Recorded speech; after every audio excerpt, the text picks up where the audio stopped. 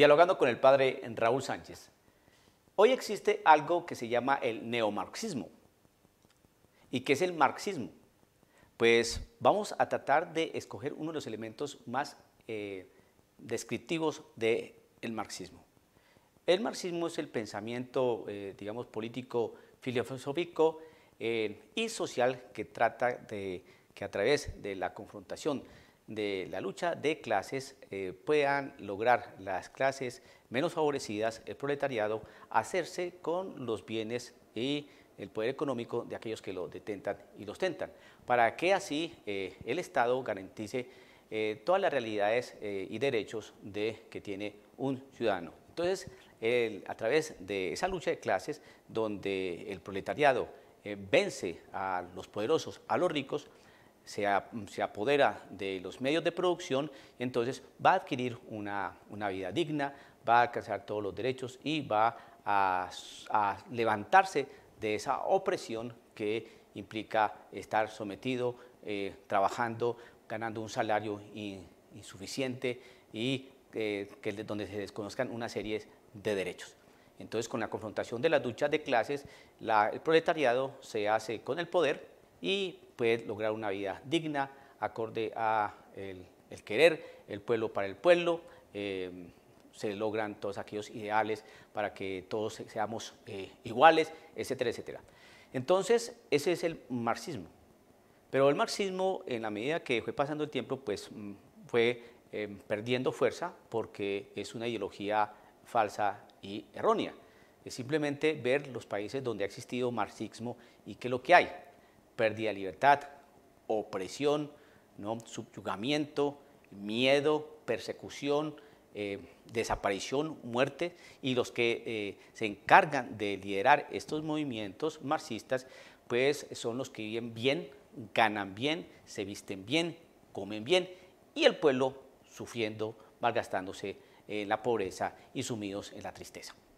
Entonces, es una falsa ideología que los resultados los vemos en nuestros medios. Evo Morales, Daniel Ortega, Fidel Castro, Chávez, ahora este señor Maduro y una serie de personas que subyugan al pueblo, le mienten y lo utilizan.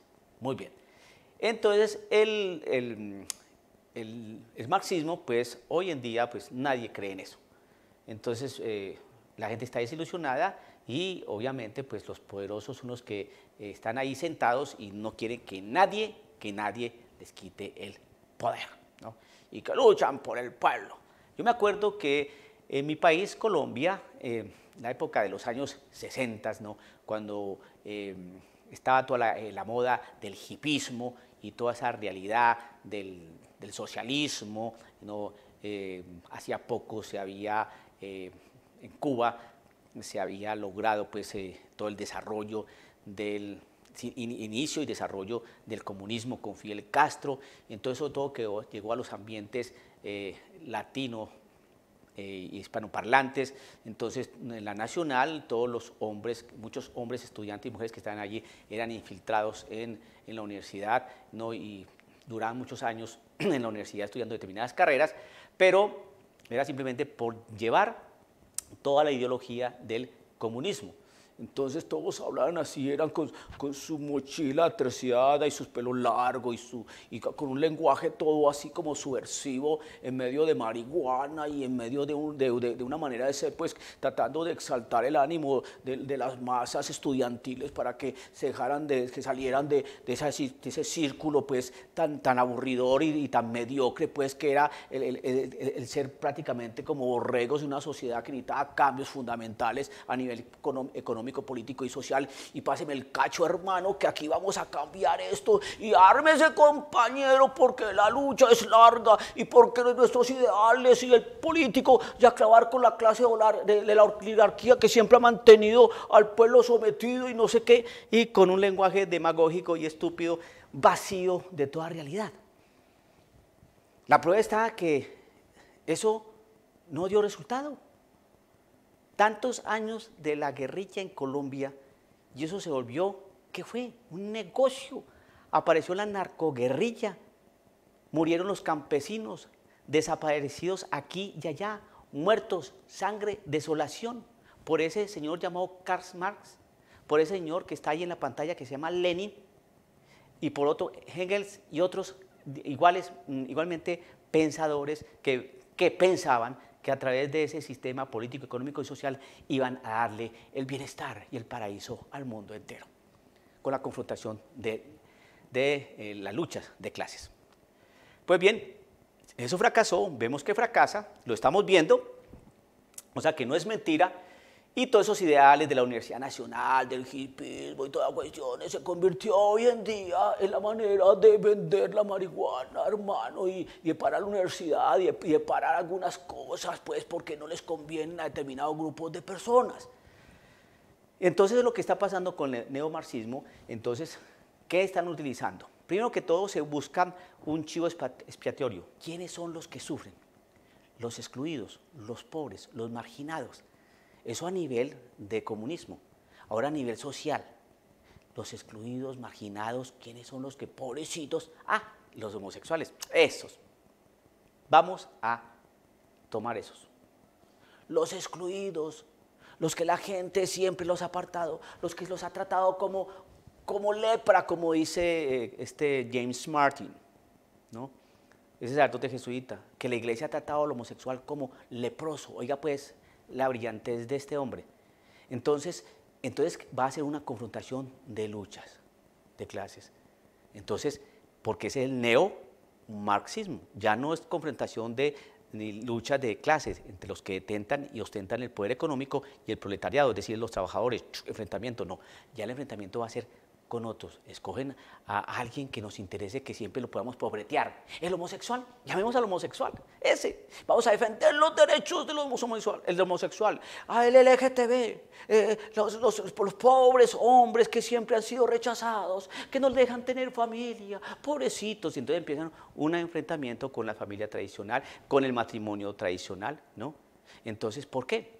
¿Qué es lo que están buscando? Entonces, aquí es donde aparece lo que la gente no le gusta analizar o no quiere analizar. ¿Qué? ¿Quiénes son los beneficiados con escoger un chivo expiatorio? ¿Quiénes?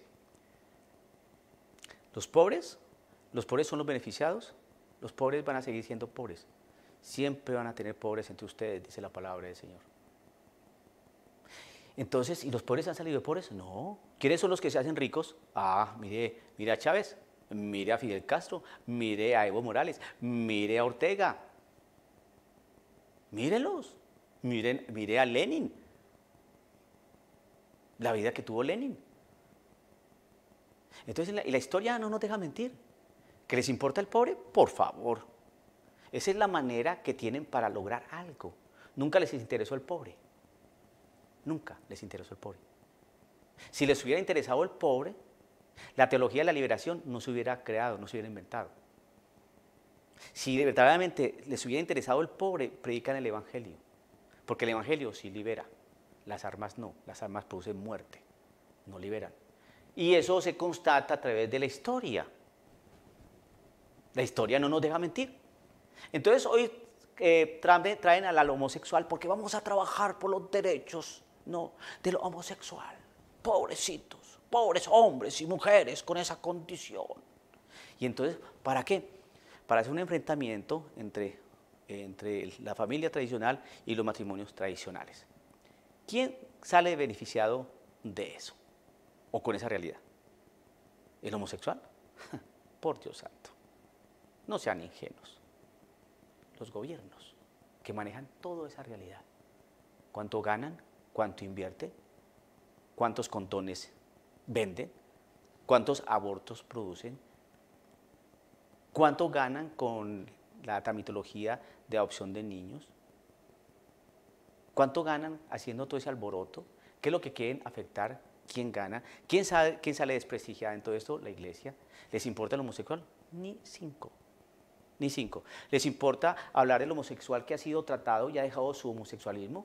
Existen cientos de testimonios de vida, de cambios en virtud porque han encontrado a Cristo Jesús. ¿Los muestran? No, los quieren silenciar. No, cállese, no. ¿Ve?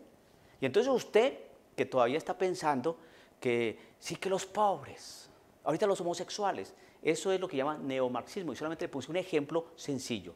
Por eso yo le digo a usted, querido amigo católico, que ojo, ojo con esas palabras que se mezclan en un lenguaje, en un discurso retórico y demagógico. Los pobres.